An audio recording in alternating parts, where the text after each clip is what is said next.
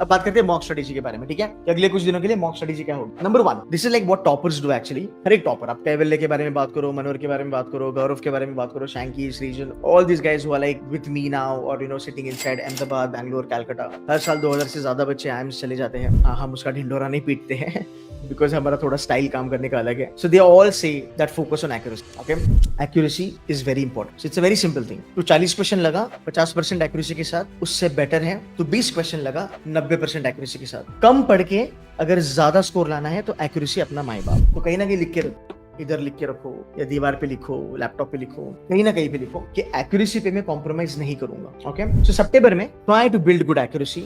उतने ही मॉक्स में क्वेश्चंस लगाओ जो तुम्हें आते हैं, जो तुम कर सकते हो with good accuracy. So target 1 will be doing all these questions. You want to give 10 mocks, give 10 mocks, just attempt 20 questions, but with maximum accuracy. It can be 90, it can be 95, it can be 85, whatever it, but just this is level 1 for you. ठीक है, अक्टूबर में थोड़ा trial and error करेंगे कि sir verbal में थोड़ा सा बढ़ा दिया, 10 का 15 किया, डीएलआर में 5 का 8 किया, क्वांट में 4 का 7 किया, and then you should do variance analysis. Now this is little technical, but मैं फाइनेंस का बंदा हूँ, ये सब हम करते हैं ट्रेडिंग वगैरह में, पोर्टफोलियो वगैरह में। वेरिएंस एनालिसिस भाई अगर तुम ये करोगे ना, मैं ज्यादा नहीं कहूंगा, but if you implement this in your life, तुम 40-50 परसेंटाइल वाले भी हो ना, तुम 90-95 आराम से जाओगे, और तुम 70-80 वाले हो तो तुम 99 परसेंटाइल प्लस जाओगे, because people don't do this. I am very sure 90% of the जनता do not do this. What is variance analysis? शांत दिमाग से बैठ घर पे, मॉक रख तेरे सामने, मॉक 1 वर्सेस मॉक 2, और खुद को पूछ कि मॉक 1 में वर्बल में 10 क्वेश्चन लगाया 90% की एक्यूरेसी पे, मॉक 2 में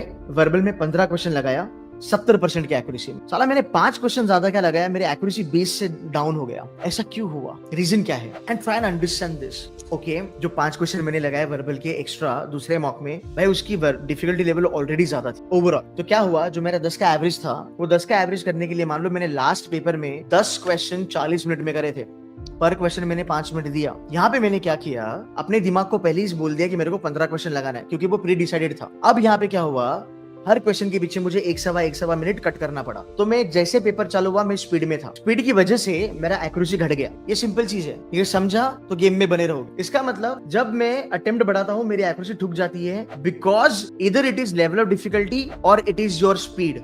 मतलब कहीं ना कहीं गलत जा रहे हो। बट सर मैंने 5 क्वेश्चन एक्स्ट्रा लगाए और मेरी एक्यूरेसी भी चेंज नहीं हुई, और पेपर डिफिकल्ट था मॉक 1 से, मॉक 2 डिफिकल्ट था। It means that is your apatite और दैट इज योर अपॉर्चुनिटी कि तू जेन्युइनली 15 क्वेश्चन डिफिकल्ट मॉक के लगा सकता है, तो तू कैट में भी कर सकता। और इसका सबसे बड़ा पर्पस ये होता है कि एज ए स्टूडेंट मैं देख सकता हूँ कि मेरी पेपर की डिफिकल्टी लेवल क्या है, तो मैं डी पे वो डिसीजन ले सकता हूँ कि ये वाला जो पेपर है, ये मैंने 2 महीने पहले जो मॉक 2 दिया था उसकी लेवल का आ रहा है, तो यहाँ पे मैं 15 मार सकता हूँ। ये वाला पेपर बहुत ज्यादा डिफिकल्ट हो गया मेरे मॉक से, तो मुझे अटेम्प्ट्स कम करना पड़ेगा। What is difficult for you is difficult for everybody. So if you feel that the paper is difficult, attempt अगर तूने घटाया, तेरा परसेंटाइल बढ़ेगा। Rest of the Janata will still keep on attempting more questions and they will go down. So if they go down, you go up because it's a relative comparison.